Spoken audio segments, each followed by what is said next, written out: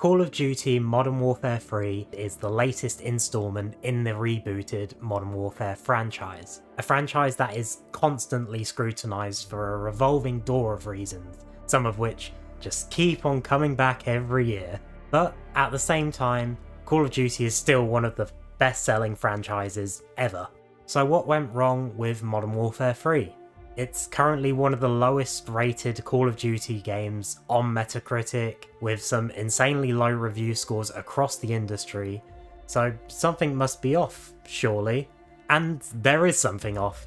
With a short and clearly rushed development cycle, Modern Warfare 3 just feels like an unfinished game in certain departments. Let's go over some different areas of the game and discuss the issues, as well as some positives about them, if I have any. Let's start with the campaign. The general consensus is that it's too short. Sitting at just around 3 hours in length, it just also feels uninspired and almost lazy compared to the previous few entries. The big feature in this year's campaign was the open combat missions, an attempt at bringing a more open approach to gameplay for Call of Duty. However, at the end of the day, it was just a bunch of multiplayer elements that were thrown together under the guise of something new. Most of the campaign is the equivalent of playing a game of DMZ or on a Warzone map, and lacks the cinematic charm and mission structure that Call of Duty campaigns are known for. I'm not saying there's nothing there, but there's definitely a difference. We can all try to argue the case that they tried something new and it failed, but I truly believe here that this is the clearest sign of a rushed development cycle and a real lack of creativity.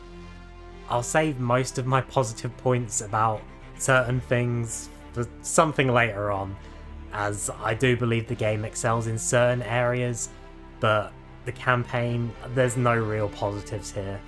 Zombies mode is next, and it's one of the most popular modes in Call of Duty history, obviously behind multiplayer, and it's one that's been severely mistreated for years at this point. In my honest opinion, we haven't had a truly great Zombies mode since the numbered Black Ops days, and I don't think that's too controversial either. Zombies at this point feels like an experiment. They stripped away what people loved about the original Zombies, removing round-based gameplay on fun maps in favour of, once again, another Warzone or DMZ-like game mode. It's another example of rushed development, like I've been saying, and laziness. And as a big fan of Zombies back in the day, it's disappointing to say the least. They keep trying to push this Outbreak style of open world zombies, and while not the worst thing in the world, it's just not what people are asking for, which leads into my next and probably the biggest negative I have here. There are 4 developers involved in Call of Duty over the last few years, those being Infinity Ward, Treyarch, Sledgehammer Games, and Raven Software. Most of these developers have had their hand in the creation of this game, and all of the ones that have are guilty of one thing or another. But there seems to be a real lack of communication between the developers and the fans. For years now, there's been a clear ignorance to what the fans want, which was especially evident during Warzone's peak. Warzone really failed to innovate in the same way that other battle royales, like Fortnite, had, opting for slight changes every few months that were almost always met with a negative reception.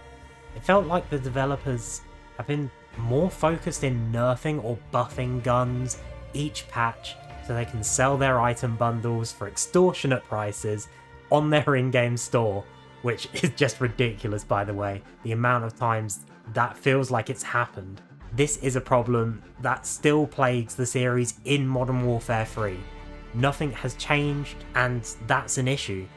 Sure, they sometimes listen to the fans and might push a multiplayer map like Rust or Shipment into a 24/7 playlist for a few weeks, but that's about it. Call of Duty Modern Warfare 3 has also been criticised for its pricing. It's being sold at full price across every platform, which at first look shouldn't really be a surprise. I'm not really someone who will harp on about the game feeling like an expansion instead of a full game, but I will say that they've cut way too many corners in this entry, and it feels like a clear cash grab. The app for the game, at least on PS5, I'm not too sure on Xbox or PC, I obviously don't own the game on there. It's the exact same launcher as Modern Warfare 2, which really doesn't help the DLC case by the way.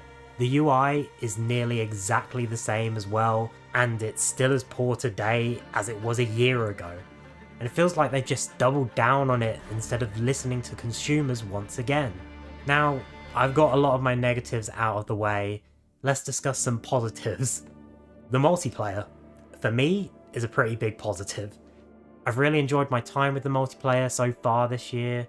Miles better than last year's entry, the movement is better, and it's full of nostalgia, which can also be a case for laziness again, but this is exactly what I personally wanted, so I can't complain. I still have some minor criticisms here and there, but overall I've had a really great time playing on the old school Modern Warfare 2 maps.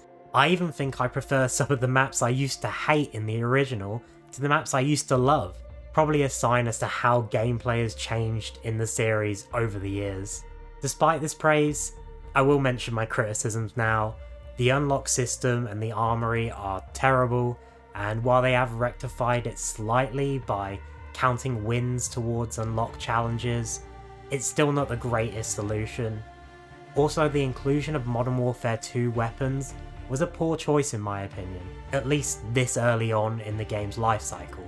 I would have waited a couple seasons maybe before even thinking about including those, and give people a chance to try out and build classes with these new guns that you've included in your new game. It gets annoying sometimes to be running around with a base weapon trying to level it up, only to get beamed across the map by someone using a Modern Warfare 2 maxed assault rifle in a gold camo or store-bought camo.